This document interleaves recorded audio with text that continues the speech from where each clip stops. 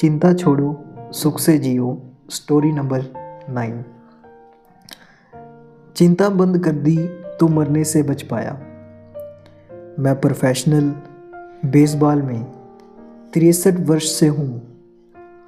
जब मैंने पहले खेलना शुरू किया था, यानी 80 के दशक में, तो मुझे कोई तनख्वाह नहीं मिलती थी। हम खाली प्लाट पर खेलते थे और टीन के डिब्बों और कचरे में फेंक दिए गए घोड़े की कॉलर पर लड़खड़ाते थे। जब खेल समाप्त हो जाता था तो हम दर्शकों की तरफ टोप बढ़ाते थे। मुझे मिलने वाली रकम बहुत कम थी, खासकर तब जब मैं अपनी विधवा माँ और छोटे भाई बहनों का मुख्य सहारा था। चलते रहने के लिए कई बार बेसबॉल टीम को स्ट्रॉबेरी सफर या क्लेम बैक का आयोजन करना पड़ता था। मेरे पास चिंता करने के लिए बहुत कारण थे। मैं इकलौता बेसबॉल मैनेजर हूँ जो 7 साल तक लगातार आखिरी स्थान पर रहा है। मैं इकलौता मैनेजर हूँ जिसने 8 सालों में 800 मैच हारे हैं। हारने के बाद मैं चिंता करता था और ना मैं कुछ खा पाता था, न ही सो पाता था। परंतु 25 साल पहले मैंने चिंता करना छोड़ दिया और मुझे सचमुच विश्वास है कि अगर मैंने तब चिंता करना नहीं छोड़ा होता तो मैं बहुत पहले ही कब में पहुंच गया होता।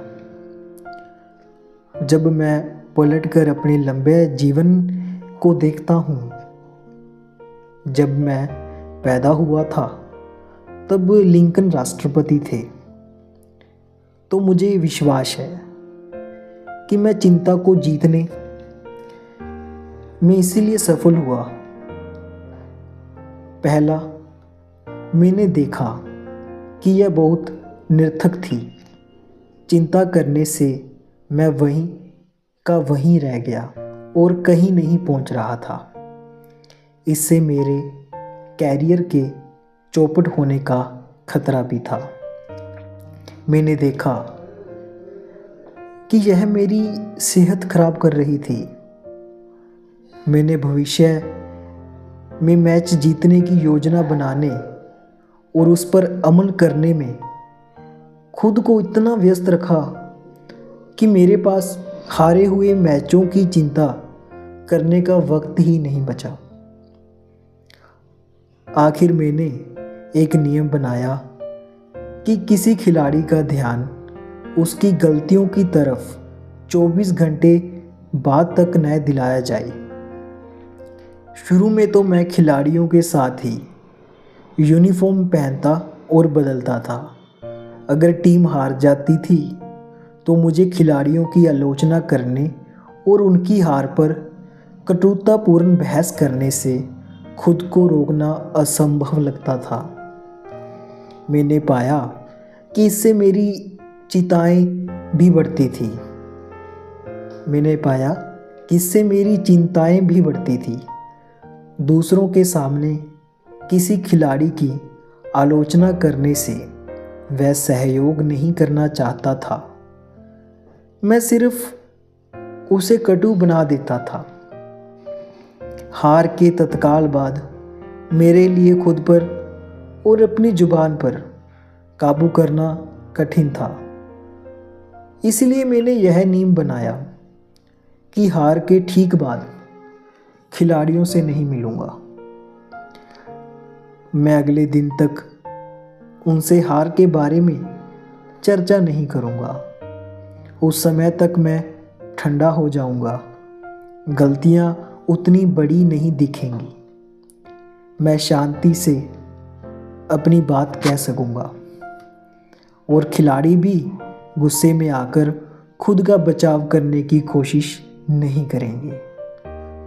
मैंने आलोचना करके खिलाड़ियों की धज्जियां उड़ाने के बजाय प्रशंसा करके उन्हें प्रेरित करने का प्रयास किया। मैंने हर एक के लिए कोई ना कोई अच्छी बात कहने की कोशिश की। मैंने पाया कि जब मैं थका होता था तब मुझे चिंता ज़्यादा होती थी। इसीलिए मैं हर रात 10 घंटे बिस्तर पर लेटता हूँ और हर दोपहर को झपकी भी लेता हूँ। 5 मिनट की झपकी से भी मुझे बहुत फ़ायदा होता है। मेरा विश्वास है कि सक्रिय बने रहकर मैं चिंताओं से बच पाया हूँ और अपने जीवन को लंबा कर पाया हूँ। मैं 85 वर्ष का हूँ, परंतु मैं तब तक रिटायर नहीं होऊंगा जब तक कि मैं पुरानी कहानियाँ बार बार दोहराने न लगूं। जब मैं ऐसा करने लगूंगा तो मैं समझ जाऊंगा कि मैं बूढ़ा हो रहा हूँ। कानी मैक ने चिंता छोड़ने पर कोई पुस्तक नहीं पढ़ी, इसीलिए उन्होंने अपने खुद के नियम बनाए। क्यों न आप भी ऐसे नियमों की सूची बनाइए जिन्होंने अतीत में आपकी मदद की हो और उन्हें किसी किताब में लिख लें या किसी पन्ने पे। वे तरीके जिनसे मुझे चिंता को जीतने में मदद मिली है। कानी मैक, बेसबॉल के पितामह। धन्यवाद।